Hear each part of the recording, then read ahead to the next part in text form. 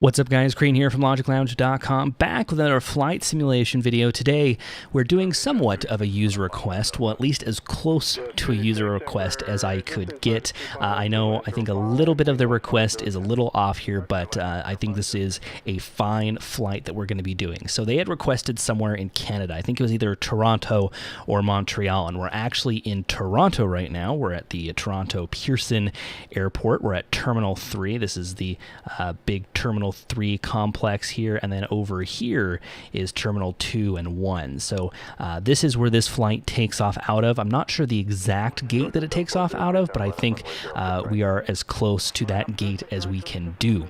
So today we are doing a British Airways flight. This British Airways flight is Speedbird 92. Actually, when we call into ATC, it will be Speedbird 5 Charlie Alpha, and I'll explain, I think, in the climb of why they use letters as well in their call signs, but we'll get started here with setting up everything in this flight. We're flying in a 747, and before you ask, no, this isn't PMDG 747. I wish that was finally released. This is actually the iFly 747, which is a great alternative if you just want to fly a 747. It's one of the best ones out there in the market, especially in P3D. It serves its purpose very, very well. So we'll hop into the cockpit here and start getting everything set up. We're in a turnaround state. All we need to do now is flip on our IRSs, which I'm doing now. So those are all in nav mode.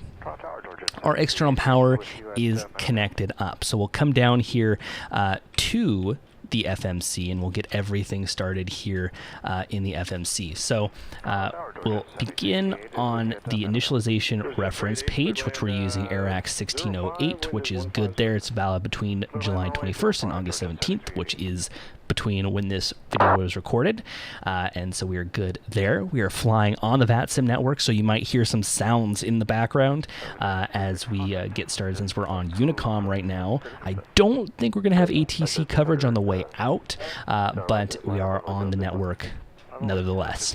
So currently we will use our GPS position as our IRS position, so we'll just put that in there. We can also put in as well, I guess we can put in our reference airport, so it's CYYZ as our reference airport, which is right there. We'll head over to our route page. We're actually using a company route today, so it's CYYZ to EGLL 01. And we'll put that in company route, and it should auto-populate everything for us. So now we'll go over to our legs page and see, yep, okay, Lorca, that's good. So our departure today will be off of, actually, let me check the METAR real quick, because this has been a while since I've actually made this flight plan. But we'll see here. So yeah, wind is still 160 at 7, so we'll take 15 left for departure. And we are on the, if I reference my flight plan, which will be available, we're taking the Verdo 4 departure. So we'll check this out here, Verdo 4. Get a lot of departures out of here. And our transition is Lorca. So there is our departure here, and we'll check our legs page, which will consist of us having some vectors and then some points until we get to Lorca, which should be right there, and then onto our flight plan. So everything looks good here. We'll go ahead and activate and execute that. We'll come back here and we'll put in our weights here. Our zero fuel weight today, which I'll have it autofill, is 231.9 tons. That's a lot of weight. Our max weight is 200 and zero fuel weight, so that's 246 is our max, so we're 10 tons under max. Our reserves today will be 4.7, so we'll put that into our reserves, and our cost index will be 100, and I think that actually goes out to 0 as soon as we're in the cruise. And our cruise altitude today is flight level 350. I think we have a step climb up to 370 by the time we enter our NAT track. That's our track that goes along the Pacific Ocean, so we'll check that out once we get closer to the NAT track. On our thrust day, we actually have D-rated today, so we're doing a D rate of 2 with a calculated flex temp of 35 degrees Celsius, and we will be in climb 2. So that means that we get enough power to take off, but we aren't being too powerful that we're putting some stress on the engine. So that is what that does for us. And we will be taking off with flaps 20. I know flaps 20 seems like a lot for a 747, but it really does need all that lift as it comes off. So our calculated V speeds. Now, the V speeds will pop up with their own recommendations as soon as the IRSs are aligned. We got 5 minutes until they're aligned, but I have the calculations here for us. So our V1 is 139. Our V rotate speed is 149. Crazy with how heavy we are, those are our speeds. And 161 for our V2. And our center of gravity is auto-calculated for us at 27% and 5 trim, so that will be calculated in there once we get the hydraulics going.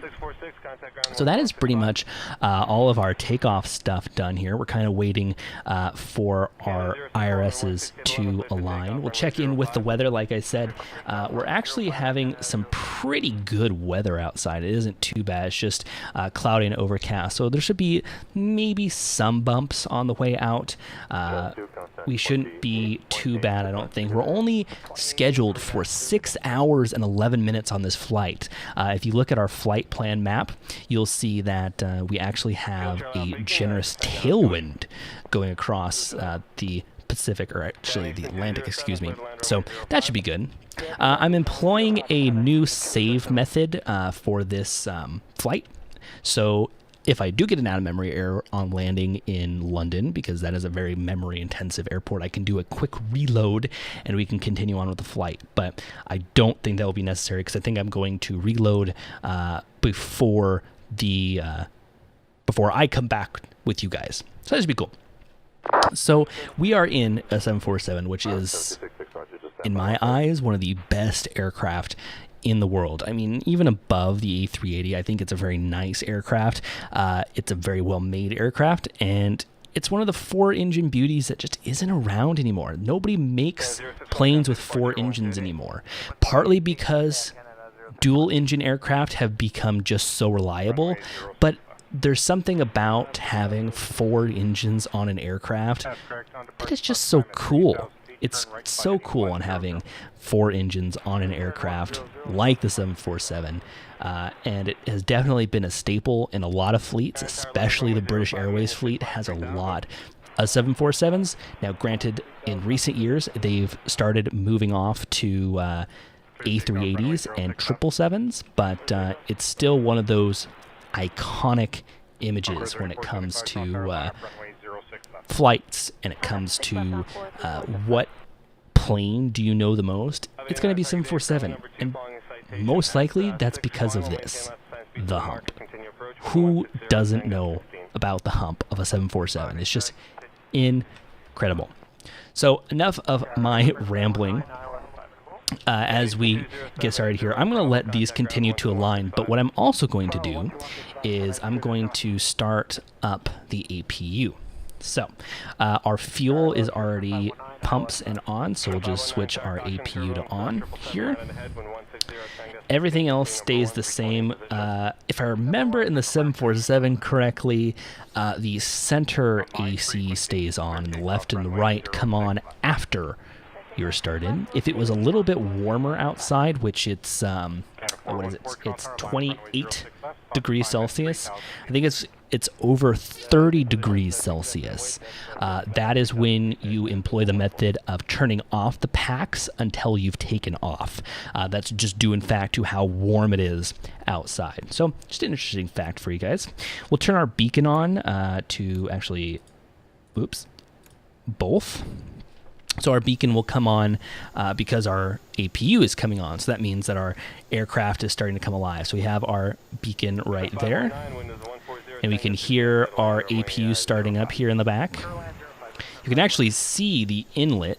I'll come down here. So the inlet is right here. That's the APU inlet. Oops. Come on, camera. Yep, APU inlet's right here. So air comes in there is a jet engine right here that powers the aircraft while the engines are off, and the exhaust comes right here out of the back. So that's kind of cool. It provides just enough power to power the essential functions of an aircraft. So I think our APU is almost on. We're waiting for these available lights to come on, and they are. So we'll switch over 1, and we'll switch over 2. So that means that we can come up here to ground support and disconnect ground power. Oops, I guess we want to disconnect air source. I didn't know air source was on. But now that we're on APU power, we can actually get ready for the pushback, which, like I said, or at least I think I said, because I've done this recording about twice now, something is off with ground support right now, so I have to like manually do ground support. So that is something that we will have to figure out once we get all set up here. And ooh, look, it worked. Okay, so we have our navigation displays now, which is great. I need to start up one program on my computer. This program that I'm starting is actually Active Sky, because I actually forgot to start Active Sky. So I'm starting it now, and that will provide all of our weather data, which is something that we must have. Perfect. Okay. Waiting for it to load.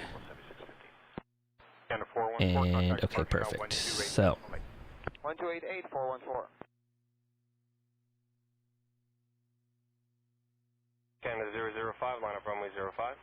Now we will begin. So now we're ready for pushback. Oops, no camera, stop. Sometimes when I click like off the screen while the camera's moving, it'll start like doing crazy things. All right, cool. So now that we're ready to go, like I said, we'll be taking off of 1-5 left, which is very close to us, so we shouldn't have too long of a taxi, which is a good thing. So let's get ready for the pushback. So here we go. Parking brakes are going to be released, and we're going to do this there we go. So we're on our way back. We'll configure our engines to get ready to start. So to do this in a 7.4, it is continuous and auto start. Okay, and we'll do 4, 3, 2, 1. So we'll start 4 and 3 at the same time, and then 2 and 1 at the same time. That's how that goes. So we're gonna wait until we're a little bit further back from the gate to start our engines. I usually wait until we're past the service road. That's about when I starting engines. Boeing Chef 150, 11 gust 16.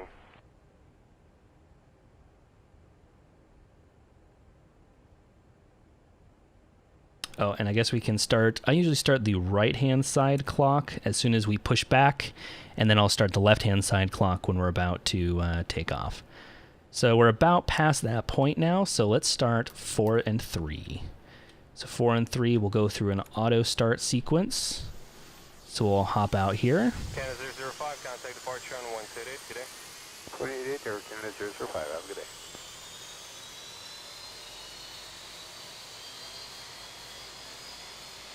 Table 7615, Charlie 3, Delta 5, Delta Tango, and directed apron 2207. Charlie 3, Delta 5, Delta Tango over April, Maple 7650. All right, 4 and 3 have started, and I think we're about done with our pushback here, so we'll set the brakes, and yep, it looks like they are just finishing up here. The cutout switches have stopped, so these lights aren't on right here, so we'll now start 2 and 1, which will now start. 257, exit Hotel 3, and contact ground on 12165.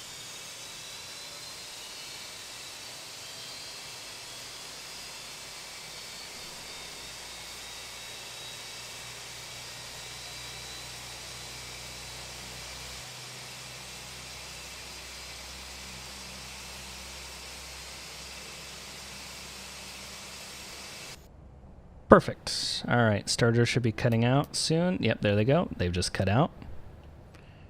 We'll give them a second to idle. And as soon as we get them ready to idle, I'll start flipping everything over. So we'll turn our wing light on, strobe light won't come on, our taxi light can come on, however. And because our engines are good now, our packs can start coming on, and our power has already switched over, so our APU can turn off now because we don't need that using more data, or not data, but fuel. And I think it's continuous that turns off. So now we'll check our ICAS message here and see if there's anything left here. Nope, so we're good. The next step is to turn our auto brake to RTO.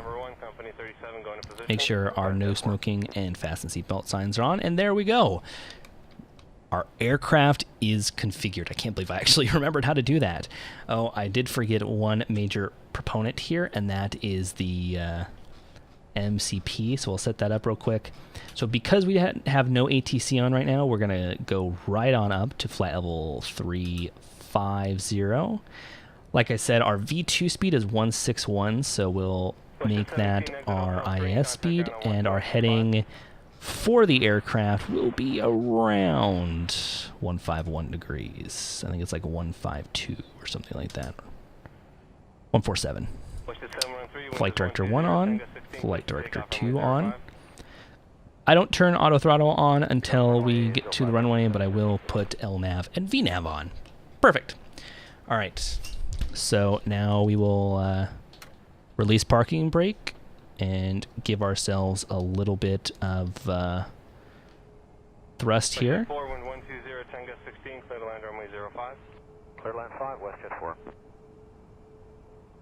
And once we start moving,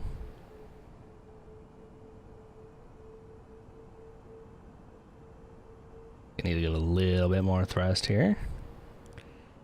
They're very hungry engines. We're very heavy today.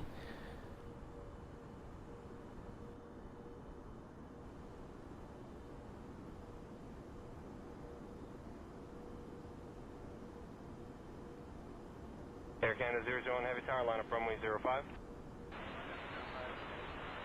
There's 1915 Heavy Tower, slow to fly. All right, we're on the move. So now while we're on the move here, I'm going to slide over here and our flaps down to flaps 20.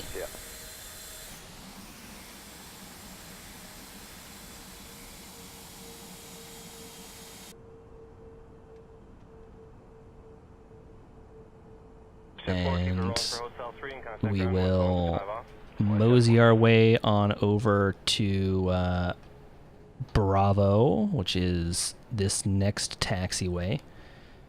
So this is the Bravo taxiway right here. Or the next one over. I think the next one over is Bravo taxiway. Looking for signs right now. Is that Bravo? Yes, it is.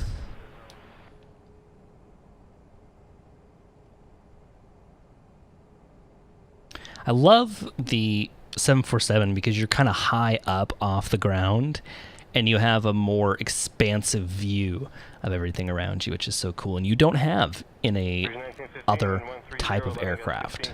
So that's fun. I would have done this in a Air Canada 777, but you know, I just thought, why not bring out a 74? I saw some news this week that they might be killing it off entirely, just as a whole. Like they're going to stop producing the 747 because it's still in production today. So I thought, why not? Let's put it to some good use and make a flight with it. So while we're on this taxi, since this taxi will take a little bit. Let's talk about why our call sign is a Speedbird 5 Charlie Alpha. So when we get over to London, that is normally a very busy time. That the time of day that we're coming in is normally a very busy time of day for British Airways. So instead of getting call signs confused with lots of numbers, so instead of like a Speedbird 512 and 513 and 514, they give them these alphanumeric call signs because they're easier to hear and easier to pay attention to when you're in a congested airspace like that, rather than trying to listen out for your number and making sure that number is for your aircraft instead of another airline who may have a similar number set up in their call sign. So that's why our call sign today is 5 Charlie Alpha instead of Speedbird 92. If you were to look at your ticket, if you were to look at booking online, it would show as Flight 92. So this is only something used in the ATC world and nothing that you would actually see or make note of if you were an actual person. So just an interesting fun fact for you guys. I know you guys just love fun facts like that I have to share with my knowledge. So we'll also turn on our mode Charlie transponder now. We're going to be crossing runway 23, and at the end we'll be taking a left. So we'll make sure that we cross the runway up here. I think we're clear on the left and the right. We can do a double check. Yep, clear and clear. You also don't feel like you're going so fast in a very large aircraft. We're going almost 30 knots right now, but from my perspective, for being up so high, from this being such a large aircraft, it just doesn't feel like 30 knots. It feels like we're going so slow, and I kind of want to, put my foot down a little bit further just because we're such a large aircraft. But one of the caveats with a large aircraft is that you need to go way slower when going around corners, since you are a large aircraft. So here we are, holding short, 15 left. We will turn on our landing lights, our turn-off lights, as well as our strobe. Oops, that's not our strobe. There we go. Now we'll give ourselves a little bit more. Can 847 exit Hotel 3 and contact ground on 12165. And we'll turn down onto the runway here. Tower, good day, Air Transat 225, have a final 005. Jazz 225, actually you can disregard that inspection. Wind is 130 at 10, turn left heading 330, cleared to take off runway 05. Line ourselves up perfectly. Air Transat 225, heavy traffic. There we go. Auto throttle will come on. All right, everything is set, cross-checked. Here we go. Everything is set. Engine spooling up.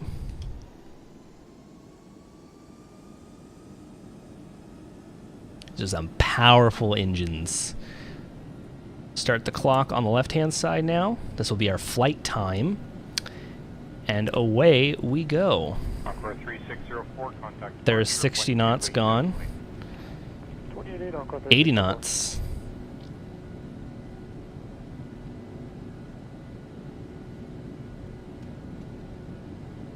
Since we are so heavy, it does take a little bit to get up to power. V1. Rotate. So we're going to slowly bring that nose up. And once we have a positive rate of climb, I'm going to call gear up. Our gear is going to come up now. And we are off.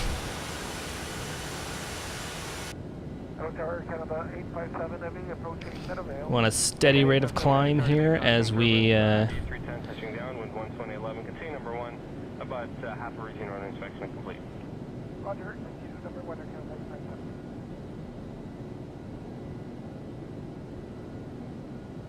We're looking good here on our climb up. Gonna look over here and turn on autopilot. So autopilot is now taking over for us.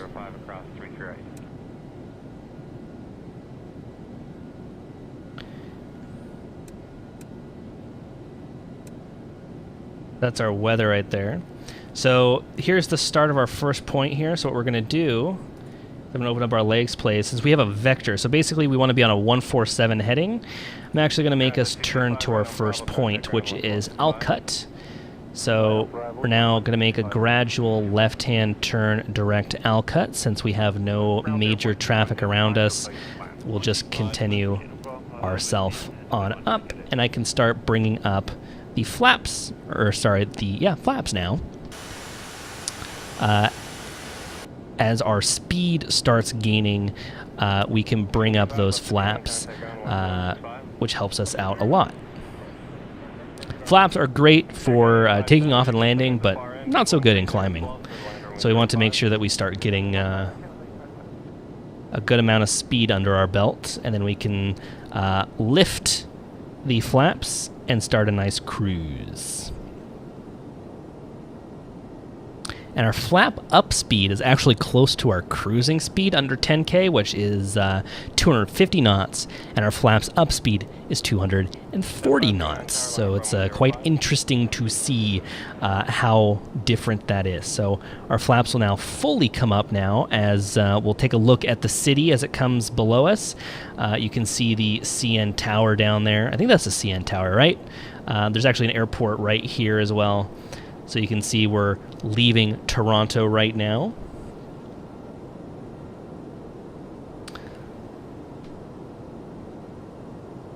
Still on the climb, just passing 5,000 feet too, so we have a very long way to go up to flight level 350. And let me make sure that's like our top altitude here that we can see. So VNAV, our cruise optimal is 340 and our max is 370. So we'll be right in that optimal area of a 350, and I think we'll be actually might be able to get up to 390 as we enter our nat track, which means that we get better wind up there as well as a better flow whatsoever. So as we continue ourselves out, it is kind of bumpy. You see the plane is kind of working itself as it climbs out.